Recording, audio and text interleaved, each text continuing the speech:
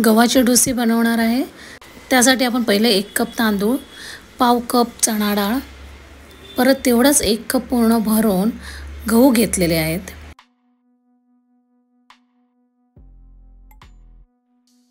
पाव कप उडीद डाळ घालायला लागतील। थोडंसं अगदी चिमूटभर म्हणजे पाव चमचा मेथी घालायची आहे। 1 चमचा धणे घालायचे आहेत आणि आता हे धुवून घ्यायचं आहे पहिलं, त्यानंतर ते पाण्यामध्ये भिजत घालायचे आहेत।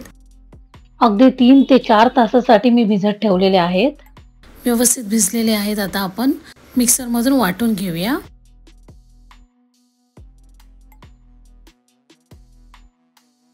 आता मिक्सरमधून व्यवस्थित वाटून घ्यायचं, एकदम बारीक वाटून घ्यायचं आहे।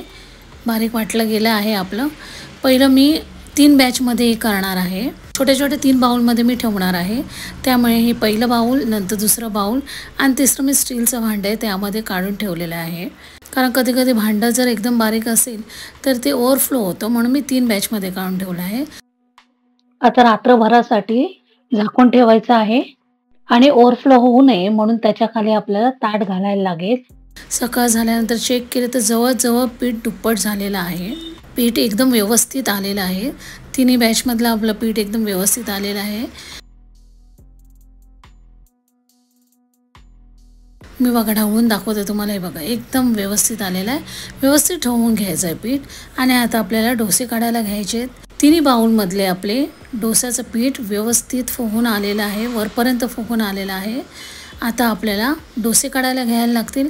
गव्हाच्या पिठाचे डोसे एकदा तरी ट्राय करा, खूप छान होतात, खूप छान होतात। मी याच्या आधी खूप वेळा केलेला आहे, तुम्ही नक्कीच ट्राय करा। चटणीबरोबर खा, त्याचबरोबर तुम्ही सांबारबरोबर सुद्धा खाऊ शकता। आता आपल्याला डोसे करायला घ्यायचं आहे, त्यामुळे मी इथे तवा तापायला ठेवला आहे आणि त्यामध्ये पहिलं मी तेल लावून घेतलं थोडंसं आणि त्यानंतर पाणी मारलं आहे। पाणी मारून स्वच्छ कपड्याने आपल्याला पुसून घ्यायचं आहे। त्यानंतर आपल्याला बॅटर टाकायचं आणि बॅटर पसरून घ्यायचं। मी दाखवलं तसं पसरून घ्या। मधलं जर बॅटर जर जाड वाटत असेल तर मधलं परत एकदा फिरवून घ्या बॅटर।